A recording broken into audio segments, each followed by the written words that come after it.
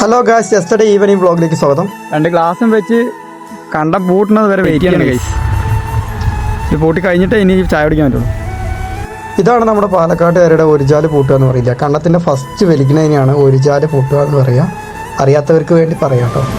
കുറേ പേർക്ക് കൃഷി എന്താണെന്ന് പോലും അറിയില്ല. അവർക്കൊക്കെ ഇത് കേൾക്കുമ്പോൾ എന്താണെന്ന് പോലും അറിയില്ല. അവർക്കൊരു അറിവ് കിട്ടാൻ വേണ്ടിയിട്ട് ഈ വീഡിയോ കേട്ടോ.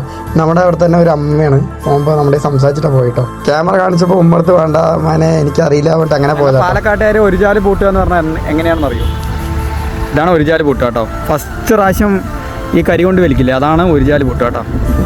ഈ അടിച്ചിരിക്കുന്ന കണ്ടങ്ങളെല്ലാം ഒരുചാല് പൂട്ടിയ കണ്ടങ്ങളാട്ടോ. ഇനി അടിക്കാൻ കിടക്കുന്നുണ്ട്. ആ പരിസരത്തായിട്ടാണ്.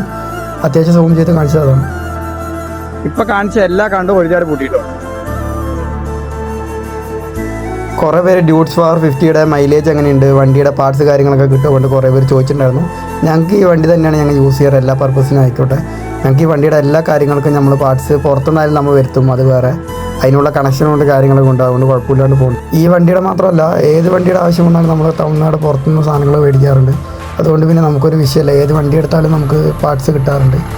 അതുകൊണ്ട് പിന്നെ കുഴപ്പമില്ലാണ്ട് ഇങ്ങനെ പോകുന്നുണ്ട്. പിന്നെ ഈ വണ്ടി ഇതിപ്പോൾ കണ്ടോ, ഇത് താഴ്ചയാണ്. എന്താ പറഞ്ഞാൽ ഇത് പൂട്ടാൻ പറ്റാത്ത കണ്ടു. 2 ദിവസം കഴിഞ്ഞിട്ട് പൂട്ടിയാൽ മതി. പക്ഷെ പെട്ടെന്ന് പൂട്ടിയതുകൊണ്ടാണ് ഈ അവസ്ഥ വന്നത്.